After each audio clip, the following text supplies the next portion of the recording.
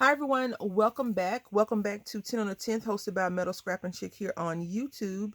Everyone that's participating will be in the description box below. Please click on and check them out and see what they have created. I'm quite sure something amazing. Maybe you can use some inspiration for your holiday cards before December 25th or January 1st gets here. I unfortunately did not get a chance to mail out any Christmas things. The holidays just seem to overwhelm me more so last year than normal. But anyway, that's a different topic for a different day. I'm going to share with you what I used.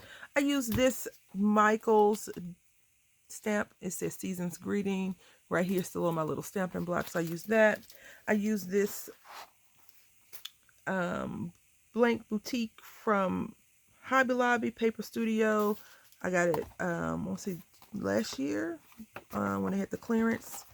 Got it. And it has this embossing. So you can take these cute little embossing images and put some ink on them and color them up. But I didn't do that. I do want to talk quickly about some companies. You see right here, they have their name, the Paper Studio. I cover this up. So I use this as my front instead of the back. Because the Paper Studio just made the paper. They didn't make the card. So I feel like they shouldn't be putting that on there. And then I saw Crafts I Heart Robin show this. I want to say it was in October or November. I can't remember the exact month she did it. But she used this beautiful, beautiful stamping die set. I'm not stamping die and embossing set. So this is the Tim Holtz tattered, it's called Layer Poinsettia.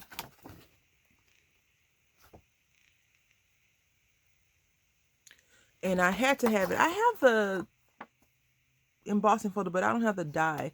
So I really searched the internet because, you know, they retire stuff 2 days after they make it, but that's another story. And it comes with these 4 little pieces, and I have a die that can do this, so I can do this on my scan and cut.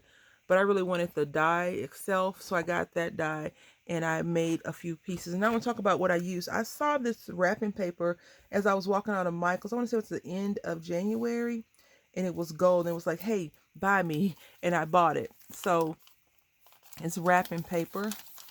I got that, and I saw this other pretty wrapping paper at Tuesday morning. It was on clearance, the Christmas wrapping paper, and I got it. But this paper is a little bit thicker than the other one, and this is definitely a little bit thicker than the Dollar Tree wrapping paper. You know, I use Dollar Tree wrapping paper for some of my projects. I also use this Marvy paper punch. I use 2 sizes. I use this one.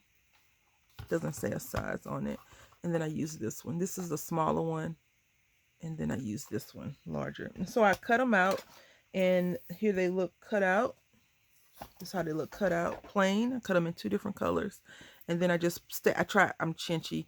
I don't want to run these through each time, so I've stacked them all up on top of each other, and then I just ran them through the embossing folder because, you know, wrapping paper is essentially thinner than scrapbooking paper. I also use some flat back pearls, which you can see here, and I'll share with you what I created. Now, I went online for some inspiration to see how, you know, they intended for it to be made with the actual creator or the company, and I could not really find much that I liked. I saw a lot of people doing them in different ways, and you know, when you use some of the Tim Holtz products, it's meant to be kind of broken, not like ugly, but just broken or ink distress and things like that. So I didn't want to go that route. I did find one that was green and blue, and I was like, oh, I can come back and try that. I also used some ribbon, but as I was making these cards, I was like, you can't even see the ribbon that well. Excuse my fingers that have glue on them. So I was like, I won't do that. This paper is from Michael's Hot Buy Paper Pad, and I thought that it came out really, really nicely. I was thinking, how can I wrap this, put it in a card? So these would have to get folded over, maybe snipped off. That's something to keep in mind when you're doing this. Scoot it over a little bit so you can see it looks like regular regular cardstock. And this one, so this one, the gold is a little bit more flimsy, so I want to make sure I got it like sealed down really well. And the more you layer, the fuller your poinsettia flower looks. And you can tell that it's these embossing folder does really deep embossing or deep etching.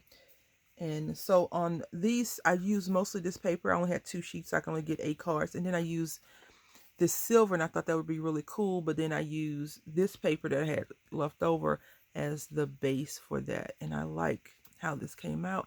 I did not use the ribbon on every card, which I could have, maybe should have, but I was like, it gets lost. You can't really see it. I think it's more for me than anything else. Now, if I would have put this, the element, in my opinion, maybe I could have used a 5x7 card versus an A2 size card, but I like it.